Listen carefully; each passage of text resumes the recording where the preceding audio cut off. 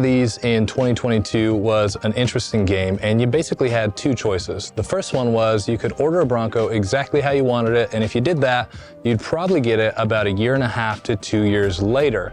The second choice that you had was you could be very specific with the options that you chose. And if you order the right combination of parts, you could actually jump the line and get yours pretty quickly. Now I chose option number 2, and because of that, I got my Bronco only 4 months after I placed the order. Now, questions are, what did I sacrifice to get it so quickly? And would I do it again in 2023? I'm gonna answer both of those, so stay tuned. I ordered this Bronco on December 22nd, 2022, and I was actually very specific in the parts that I chose to put on it and the options I chose for it. Mainly that's because I had a baby on the way. My wife and I had our first baby girl coming a few months later, so I couldn't wait, a 1.5 years to get a new vehicle, and we really wanted to focus on the Bronco. So I did not do a tow package, I did not do the Sasquatch package, I did not do the V6 or the hardtop. So you won't see any of those options here. And because we left those options out, we waited only about 120 some odd days from when we placed the order to when we picked up the Bronco. So we picked it up on April 22nd, 2022. Now, let's get into some of the options that we actually did put on the Bronco. So it is the Outer Banks. The main reason that I chose that was to get the color matched flares, the color matched door handles, and the color matched mirror caps. I intend to do a full build on this Bronco at some point. So if you continue watching the channel, you'll see a whole white and black themed build. So make sure you subscribe for that. And beyond that, it is the 2.3 liter 4-cylinder and the 10-speed auto. And along with the 4-cylinder, it has 427 gears all around. That was an option and something I would recommend if you do the 4-cylinder. I did it specifically because I intend to put larger wheels and tires on it in the future, so I wanted it to be a little bit over-geared. It does have the locking rear diff, because if you get into a situation where you need it, you're gonna wish you had it. So did the locking rear diff. And I also wanted the Lux package for some of the nicer touches that added, and some of the safety features, since my wife and baby will be in the car often. It does have the B&O sound system, it has a 12-inch center stack, and then it has the LED headlights with the LED trim rings around those. So let's get into some of the positives now. The 12-inch touchscreen is great. Sync 4 is a huge upgrade from previous versions. I do use it in dark mode because the white screen just feels a little bright at times, but dark mode, it's awesome. I think Ford did a good job on that. The integration of the wireless CarPlay is also really nice. It's easy to use. So 12-inch touchscreen's great. The 7-inch version also has Sync 4 and the same features. This one's just a little bit bigger, so I don't think you actually get additional features. It's just the physical size of the unit, but I do recommend it. The next thing that I like is the Ford Pass app. So the Ford Pass app gives you the ability to unlock and lock your Bronco from anywhere that you have wireless service, basically. You can also set a timer to start your vehicle, so if you always leave the house at the same time for work every day, you can set the vehicle to start automatically 5 minutes before you leave.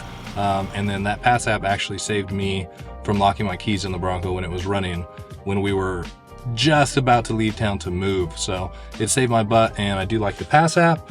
And I think it's actually a standard feature on all trims of the Bronco. I'll have to double check that, but I think that comes on everything. So even if you don't get remote start, you can use the Pass app to actually start the vehicle. And something that I like about the soft top is that you can fold down the front half of it within a matter of seconds. If your arms are long enough, you can actually throw it up at a stoplight and then drive off with it. Huge warning on this, and now I haven't done it, but I saw another video. If you have a Bronco and you throw the top back, do not drive into your garage because it's not going to fit in most garages. So some horror stories on that. I would talk about the 4-cylinder. But I'm going to do a whole video about engine choices on the Bronco and how I feel about this one specifically after 7,000 miles. So stay tuned for that. Make sure you subscribe. Seat comfort in the Bronco is a huge plus, 2 thumbs up. My brother-in-law and I are both over 6 feet, and we took like a 9-hour drive in the Bronco and had no complaints. It was super comfy, and that was when it was, brand new, so we didn't really know what we were getting into, but Bronco is super comfortable. Another big thing is that a car seat actually fits well in the back seat. You can throw a full-size infant-style car seat in the back, and still use the front seat like a normal adult. So let's get to the neutral parts here. These are parts of the Bronco that I'm kind of iffy about, not positive, not negative. The first one is going to be the B&O sound system. So this does have the premium 10 speaker system with sub. And I did watch a video before we bought the Bronco from B&O talking about the design of it. They had some constraints. Ford wanted it to still maintain its weatherproof capabilities. So they had specific limited spots that they could put speakers within the Bronco. Even having the removable top was a big thing they had to work around. So it is good. Now, my actual job is in audio. So I mix live music and bands, and that's what I do as a day job. So I'm more particular than your average person, but for me, it's just kind of on the verge. It's a good system, but it's not amazing. I do enjoy it for what it is. It's good. It's just kind of, it's almost on the verge of not being great for me. The next thing that's kind of iffy is going to be the rear window situation. The liftgate's fine, and there's a bunch of videos about people complaining about how it only opens about 40 degrees, and then you have to push it, like notch it out to get the full extension on it, and I'm fine with that. I've gotten used to that. That doesn't really bother me. The thing that's a little bit annoying is having the baby. We have a bunch of stuff that we're carrying around in the cargo area all the time, and with the two latches on the side and then the little prop rod, it's kind of awkward to get into the cargo area if you have anything large. I actually still don't know where the prop rod goes. I've watched some videos, I looked in the manual, and it seems like it just wedges in right here, but every time I put it there, it just feels a little odd. So that could have been designed, I think, a little bit better.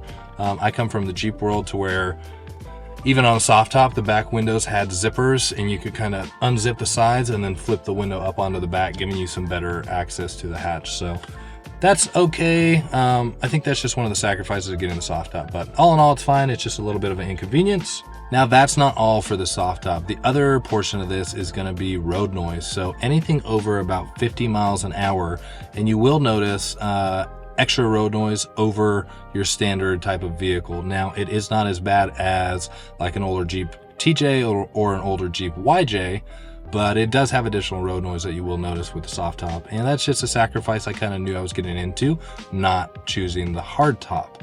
And my soft top mechanism, over certain bumps at certain speeds, it actually squeaks a little bit, which I have yet to investigate. Now, I only have a couple of negatives, and the first one is going to be the location of the aux switches. So I did option the auxiliary switches, and because of that, I lost my sunglass holder up top. Now, it's not a super huge deal, but I would have liked to have seen Ford choose a different location, either up on the dash, a second row of switches there, or down in the center stack somewhere near the shifter like the Raptors do. That would have been awesome. Another issue that I have with my particular Bronco is the rear passenger door. If you don't slam it pretty hard, it actually doesn't close all the way. So that's something my wife and I have always had an issue with. And again, I just haven't taken it in to get fixed yet, but it's done that since it was new.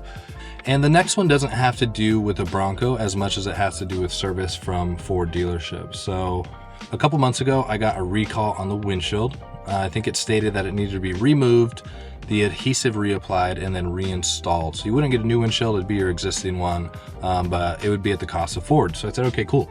I gave my dealership a call and I said, hey, I got this recall notice. What do I have to do? They said, sweet, we're scheduled about 3 weeks out at this point. So schedule a day for you to drop your vehicle off.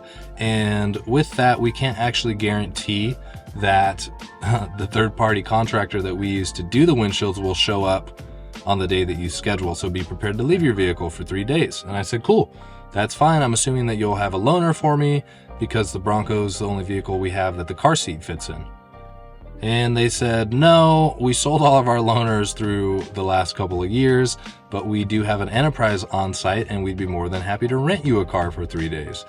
So I just thought this was kind of crappy, given the fact that you buy a $50,000 vehicle and then the manufacturer calls a recall and you kind of get the short end of the stick there. So that kind of sucks. But with all those things, we have the big question.